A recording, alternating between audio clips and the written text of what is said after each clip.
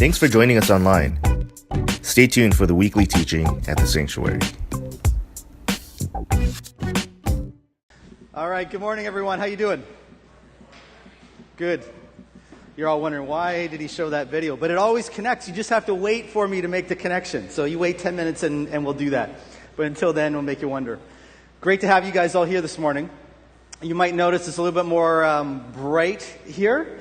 And Sheridan recently upgraded their lighting system, and I guess we use that word loosely because we've been having lots of challenges with it. So last week we had the big Stranger Things event, or even at the service, you might have noticed if you needed to go use the bathroom that you had to use your light on your phone because the lights were off. And so they're having problems, but we got it the other way. So at least the lights in the washroom are on, so we can say there's progress there. All right?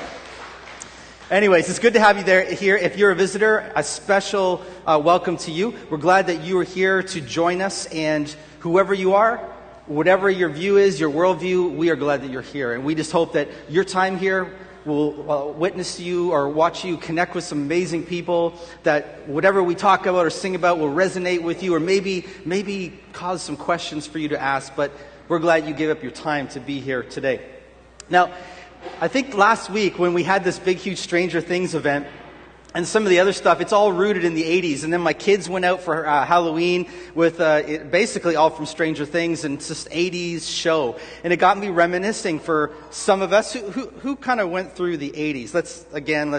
We're okay. Right? We remember the 80s. We remember the styles and the pants and the hair and the music, right? We do. But I started reminiscing about that, and I remembered that one amazing thing that happened on Saturday Night Live. Do you guys remember, those of you who remember the 80s, remember Saturday Night Live when it was good? When they had like Michael Myers, Dana Carvey, Adam Sandler, like it was just amazing. And there's this one recurring thing that they would keep doing, a skit, and it was called, "And Now Deep Thoughts" by Jack Handy. Yeah, you remember this? And so we'd have this serene kind of music, and he would have this soothing voice, and he would give us these like words of wisdom or something funny. And so this week, as I was reminiscing and then thinking about getting into Proverbs, I would give you the top 3 words of wisdom by Jack Handy, or deep thoughts by Jack Handy, and maybe we can inspire a whole new generation. So here we go. The first one, the top deep thoughts from Jack Handy. First one is this: I can picture in my mind a world without war, a world without hate. And I can picture us attacking that world because they'd never expect it. Number 2, before you criticize someone, you should walk a mile in their shoes. That way, when you criticize them, you're a mile away and you have their shoes. And finally, this one's awesome. If a kid asks where rain comes from, I think a cute thing to tell them is, God is crying. And if they ask, why is God crying? Another cute thing to tell them is, probably because of something you did. So, you know what? I went back and I thought about that show and the deep thoughts by Jack Handy and those one-liners that made me laugh. Or all through life, we have these things that they're one-liners that motivate us. And sometimes maybe we start our day or we have some kind of thought, and it's a nice little light, fluffy thought. You know, it's an encouraging word or something, and it's like, oh, that's nice, and we start our day, but it doesn't really mean too much. We forget about it, as the day progresses, and we kind of get into the daily grind. And as I went back in my life, I was raised in the church, and as I started to think about it, when I was raised in the church, I got to be honest, often I thought that the book of Proverbs, full of all these words of wisdom, these great lines, was kind of similar to Deep Thoughts by Jack Handy. Or just kind of encouraging fluff that, oh, that's a nice encouraging thing, and that's a good way to start my day. And yet, when we look at the book of Proverbs, and we see what's involved in it, what it contains, it's so much more than light fluff, isn't it?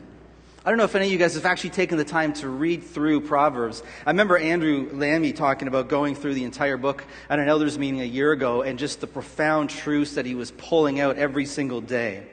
And, I think that when you look at Proverbs is so deep because it's not just full of light fluff. It actually helps us by raising questions about values, about moral behaviors, the meaning of life, and even proper conduct, or as we would often call it, righteous, godly conduct in our relationships. It promotes deep truths and instructions on how to live, and even gives words of wisdom and counsel about the most meaningful friendships and relationships that we have in our life. And if you look at Proverbs, it actually continuously goes back between two things. It talks about living a life of wisdom and living a life of folly. Someone tell me, what does folly mean? Foolishness. So the book is telling us constantly, you can live in wisdom, or the opposite of that is to live in foolishness. And just before we begin, I want to just go a little bit deeper. Let's pull out a little bit further. You see, the book of Proverbs isn't just written by some person that, decided they were going to be smart and write down some things. Certainly it was written by authors who were very brilliant and very wise. But Proverbs, put in its right perspective and place, is a book that was inspired by the creator of the universe. And when we pull back and think about that, we realize that the creator of the universe, God, made everything through what? Divine wisdom. God created everything, including you and I, through his divine wisdom. Therefore, the world works, it functions, it's finely tuned. Things operate together the way they should. Relationships, when they're properly working together, they hum. You just know that there's a connection. This was meant to be. You look at mathematics and others in the world, and you see the fine-tuning of the universe through a very wise being. And so would it not make sense for you and I, if you and I who are part of that creation should follow the wisdom that this divine creator through their wisdom has given us to live life, to help avoid the pitfalls that we don't need to encounter, to have fulfilling relationships, to understand what our true purpose, place, and meaning is in this world. Does that not make sense? God created us through divine wisdom, and he has given us that wisdom so that we can live in that wisdom, not in foolishness, every day. But it goes a little bit further than this, doesn't it? Because what was the motivating factor that inspired this designer to create through divine wisdom? It was the beating of a heart that wants to give of himself, to share of himself and what he has with that he created. And so as we begin over the next few weeks looking at different relationships in light of what Proverbs says, the wisdom of Proverbs, let's put it through the lens of understanding that the Creator has given us divine wisdom in which to follow, and it is not to hinder us, it's not to ruin our lives, it's not to make us miserable, because it's coming, this wisdom is coming through a God who is a relational being, who gives of himself and wants the best. If you can hear anything today, wherever you're at spiritually, I want you to hear this. The Creator has your best intentions and wants you to have the best life possible. That is his posture towards you and I. And so this week, we're going to be looking at friendships. The wisdom that Proverbs tells us, life hacks about friendships. And the next 2 weeks, we'll look at, the first week, we're going to look at counterfeit friendships. We're going to look at 7 forms of counterfeit friendships. And next week, we'll focus on genuine friendships, what they look like. So I'm going to warn you that many of us are going to leave here today a little bit depressed, because we're going to realize that we don't really have as many friends as we thought we had, okay? So let's just get that out of the way. We're going to realize as we review some of our friendships, they're not that great. But when we look at friendships, we know that some friendships in our life, you may be thinking about some people right now that come to mind, they enhance your life, don't they? They are true blessings to you. They are friends that help you through thick and thin. They're wonderful blessings. But I bet you, like me, you can also think about friendships that have come along the way who have actually taken more out of you than blessed you. Relationships that are dysfunctional, or maybe they're one-sided. There's this show, I got to show you this clip because it just fits it beautifully. There's this show on TV that I watch called Impractical Jokers, and basically it's 4 guys, and they have bets throughout the show, and then the person who loses most rounds has to be punished. And so they'll choose a punishment at the end, and they made an agreement that you can't reject the punishment. You got to go through the punishment. And so this one guy named Murr, in the Impractical Jokers, his greatest fear is of heights, especially being pushed out of an airplane.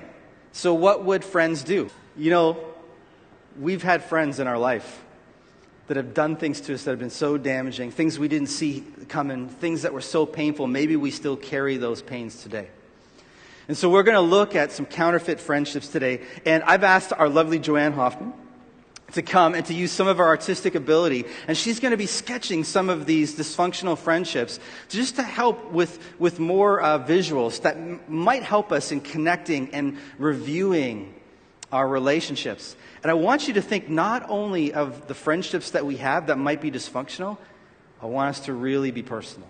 I want you and I to be thinking and asking the question as we look at the visuals and the talk, how am I as a friend?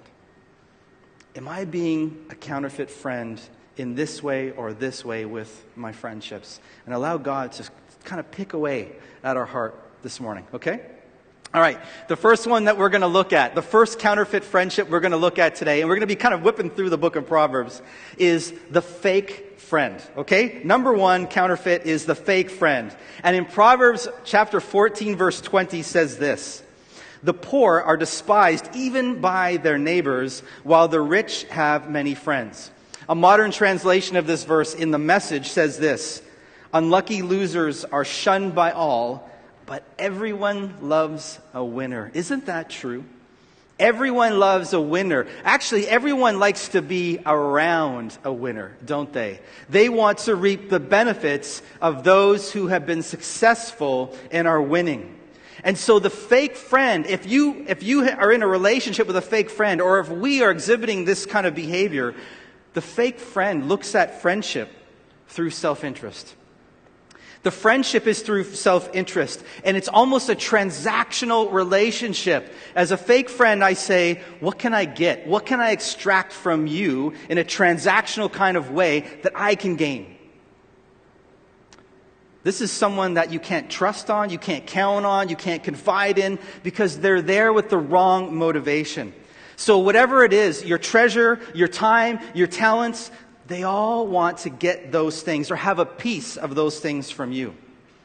So this morning, whether you're a leader, a CEO, you run a company, you run a youth group, you run volunteers, whether you're successful, if you're an influencer, you have probably all experienced to some degree or other people who've wanted to be that fake friend, to be where the buzz and the success is and hope that they will get some of it. I think even some of the students, I know you're on strike right now, but some of you students might also see some of your fake friends rising even on college campus. People that might use you for your home. They may use you for your grades or your connections. They can't use you for your material possessions because the student pretty much doesn't have any.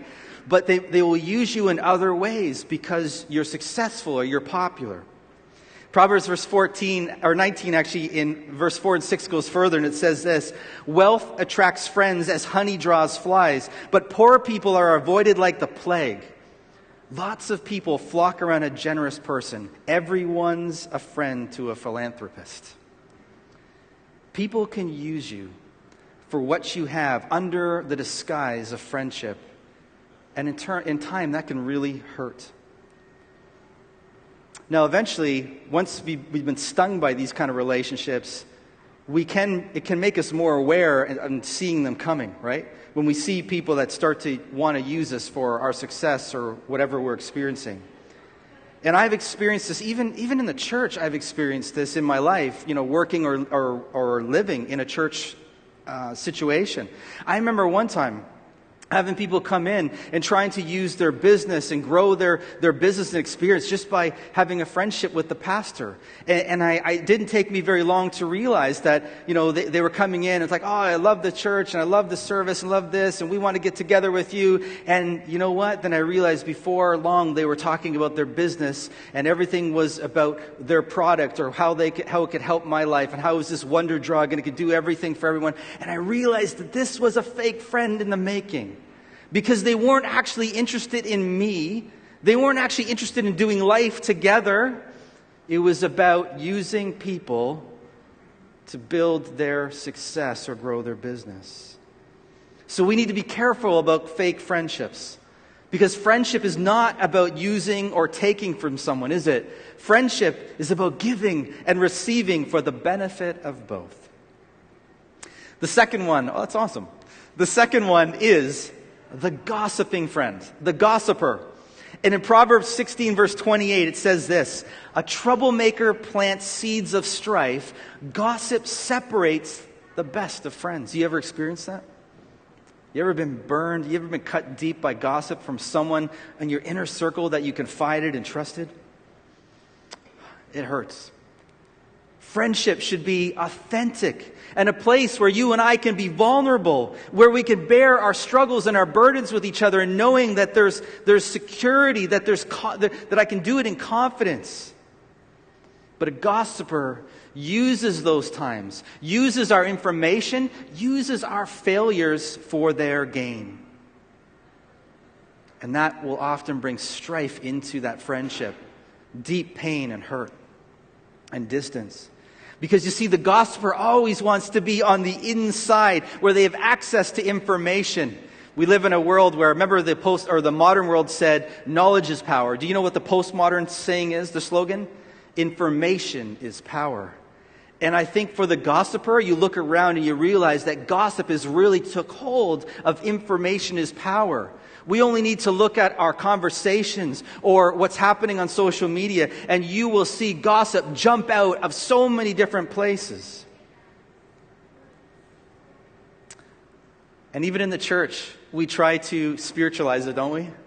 You ever had someone come up to you and say, I don't want to gossip, but... You ever had that? I don't really mean to gossip, but I think Dave has a drinking problem. I've seen him at the LCBO twice this week. You say, well, why were you there? Oh, I was just there to hand out Bible tracts. I don't drink.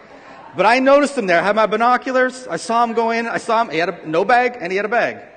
What's in the bag? They try to spiritualize it, not as gossip, it's as concern.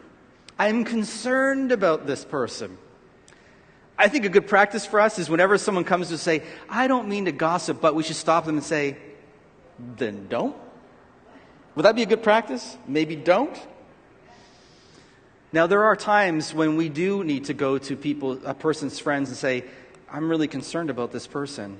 I'm genuinely concerned about this person, and we need to go and we need to help them. There is always a place, there should be a place, which we'll talk about later as in a friendship for this. But how often do people go and say, I'm concerned, when it's really about spreading information to highlight ourselves, to elevate ourselves in comparison to someone who's got a problem or a failure? The tongue is so hard to tame. In James chapter 3, James says this: people can tame all kinds of animals, birds, reptiles, and fish, but no one can tame their tongue. It is restless and evil, full of deadly poison. Isn't it so easy for things to just slide out of our mouth? It's so easy and yet can be so destructive to people.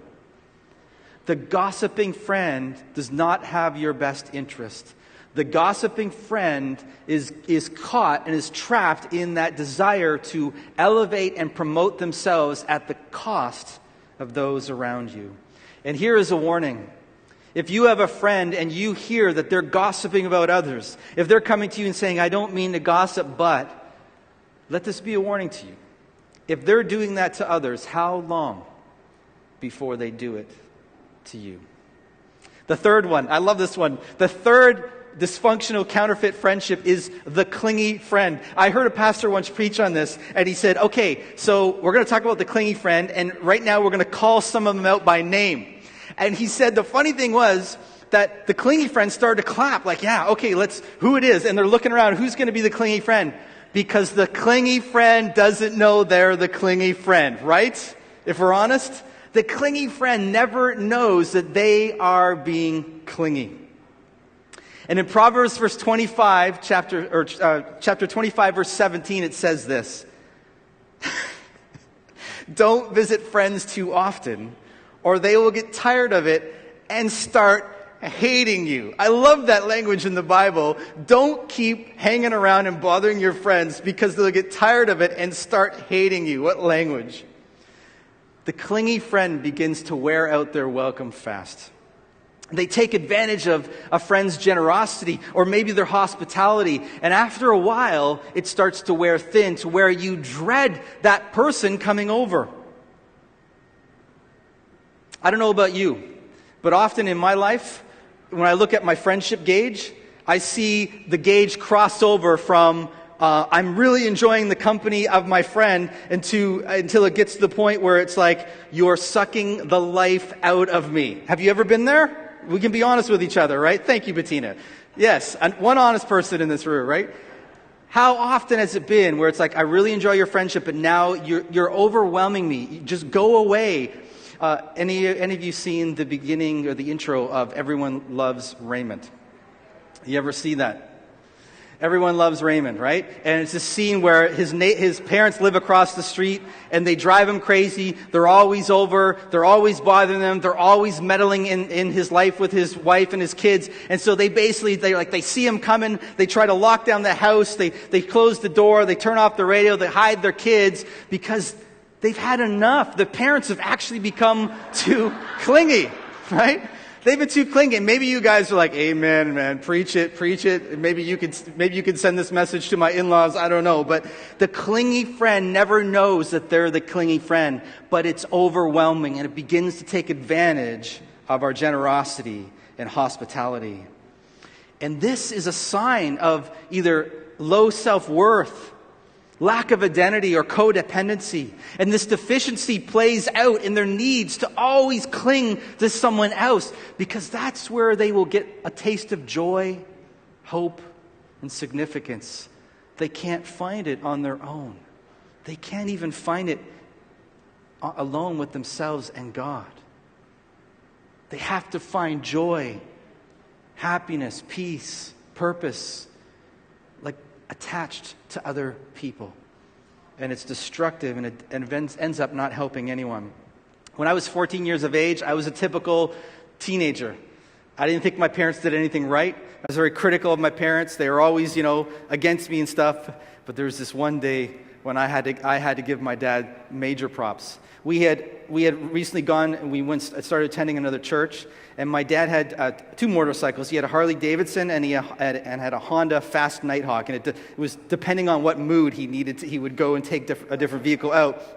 We went to this church, and he became the adult Bible teacher, and there was a younger guy in the church that latched on to my dad. He was a motorcyclist, and he was trying to grow in his faith, and he somehow connected to my dad like, you are going to be my mentor whether you like it or not, and I'm going to spend all my time with you. And he didn't know my dad.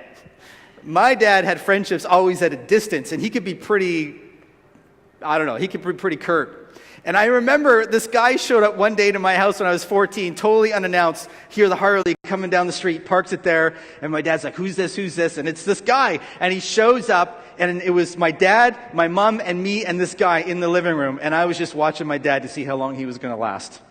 And this guy was just like hanging out with my dad, and I kid you not, this is what my dad did.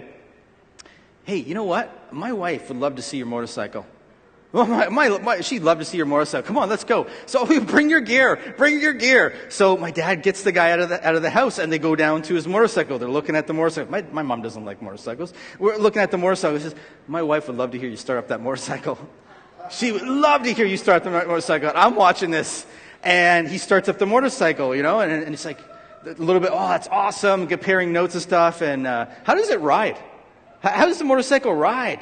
And he convinced this guy, I'm not lying, he convinced this guy to get on his motorcycle, and he thought he was just going to go up around the block. And as he was pulling away with the throttle, my dad goes, "See you later," and went back into the house. And here I was, 14 years of age, and I thought, "Dad, that was smooth. Like, I got to give you that. That was pretty smooth."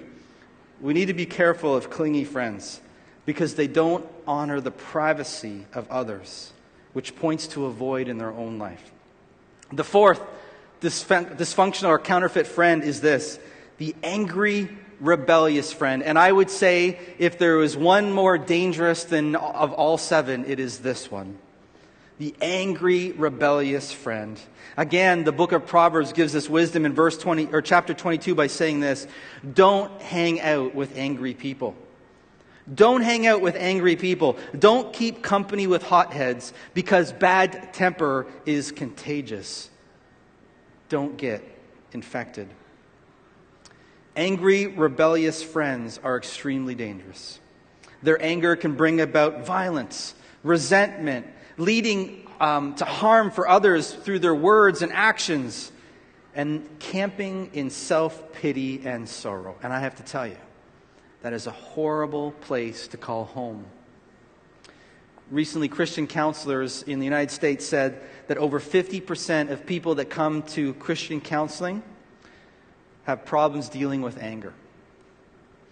Anger usually seeps out through our rebellious actions. We can only contain anger and rage so long.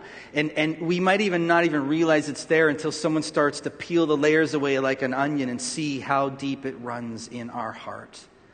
But eventually, it will explode out of us in fits of rebellious rage, raining destruction on relationships and people around us, including ourselves. And so in chapter 24, verses 21, 22, Proverbs says, "Don't associate with rebels, for disaster will hit them suddenly." A person who is involved, who's been taking over, controlled by anger and rage and rebellion, doesn't see the destruction that's coming their way. They're living for the moment and they're not realizing what's about to hit them. And so rebellious people, they often, and this is a huge one, really hit me this week. Angry, rebellious people often don't have a person in their life that can say no. They don't have a person that can look at them and say, "No, don't do that." It reminds me of Adam and Eve. We go right back to the beginning of the Bible, and we see that Adam and Eve were in this amazing relationship with God. Everything they needed was there. And what did they trade it in for? They traded it in so they could be their own gods, so no one could say no. Anger and rebellion is one of the most ancient sins and mistakes that we could make. I remember when I took some time off from working at a church with youth ministry, and I went and I started working my way up through a company, and they hired another gentleman around the same time, and so we kind of bonded because we were going through this and had the same job and experiencing things, the same. And I worked with him at this one place for about a year, and a great guy, but so negative. The company was always against him and I. The customers were against us. We deserve better. They didn't pay us enough. Let's count the days until we get out of here, and we'll run another company and we'll stick it to them and such. And so, great guy, but negative. And I remember about close to that year, coming up on the year of having a relationship with, like a friendship with him, I had that look in the mirror moment. Those look in the mirror moments? And I had it. And it was a horrible thing that I saw. I realized that this guy had influenced me and made me negative, angry, and rebellious. And I viewed myself as a leader, as an influencer of others. And here, it was so easy for me just to breathe in anger and rebellion and feed my soul. If you have angry, rebellious friendships, know that you run the risk of either becoming infected by it and making your life miserable, or being contagious to others. spreading darkness instead of goodness, holiness, and peace. The fifth one is the sweet talker.